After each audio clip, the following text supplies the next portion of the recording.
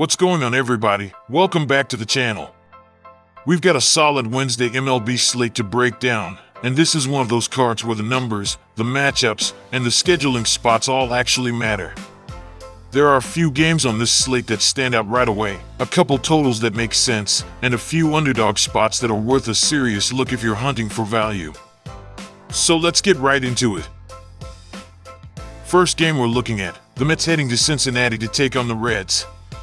This is a pretty interesting matchup because both teams have shown enough inconsistency to make you think twice, but there are also a few angles here that really stand out.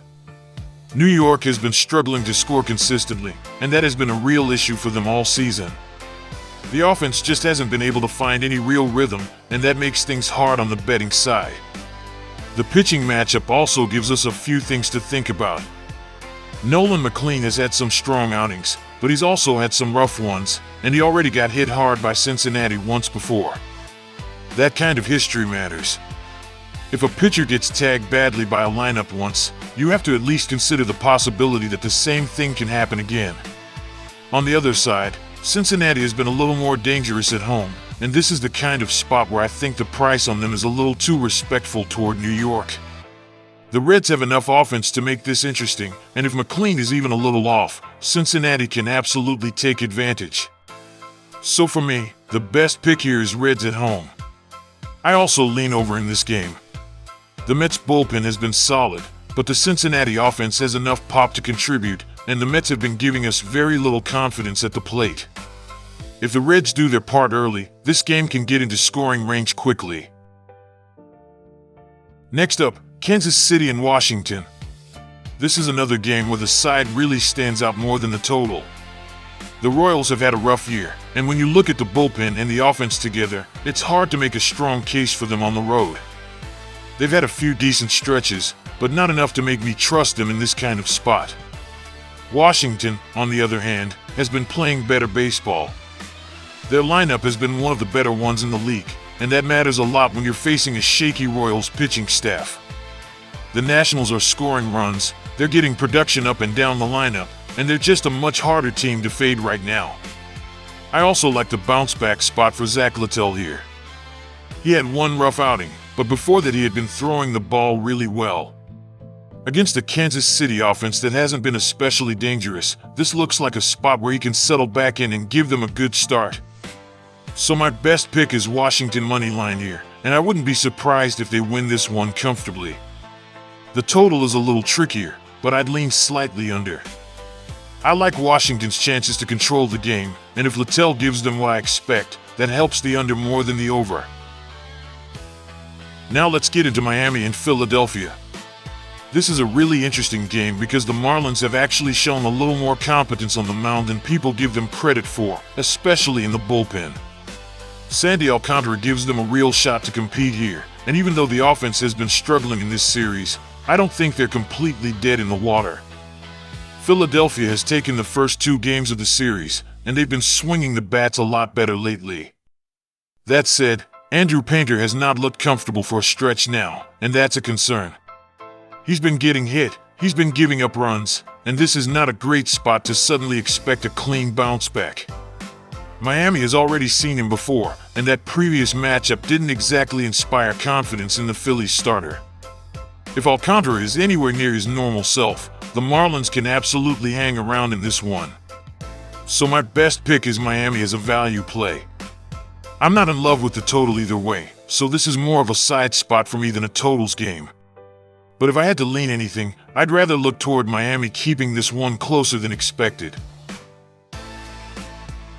Next up, Detroit and Houston.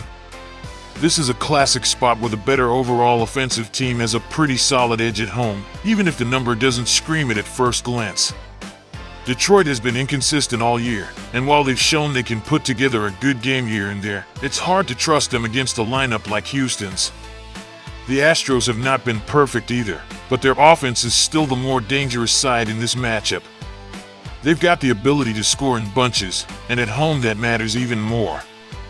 The pitching matchup is fine for Houston, and I think they're in a better position to control the game overall. Detroit's starting pitcher is coming off time off, and that can cut both ways. He may be rested, but he's also walking into a tough road spot against a team that knows how to punish mistakes. So my best pick is Astros here. I don't have a strong total opinion, but if you made me choose, I'd rather look at the side than force a number. Now to San Diego and St. Louis. This is one of the cleaner spots on the board for me. The Padres have had a hard time generating offense, and that becomes a serious problem when you're facing a team at home that has enough pitching to keep pressure on you. St. Louis has been playing solid baseball overall, and I think they're the team to back here.